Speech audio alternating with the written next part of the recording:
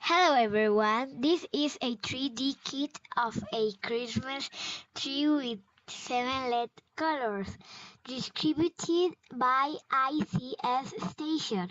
See the product link in the description of this video.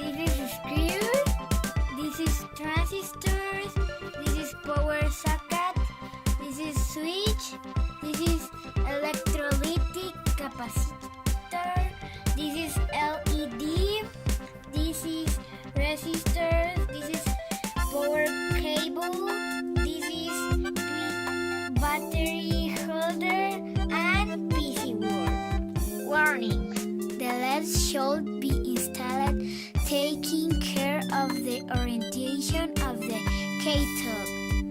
Electrolytic capacitors also have polarity. The power switch has an orientation mark. Take special care with the polarity markings on the base of the tree and the connection of the battery box.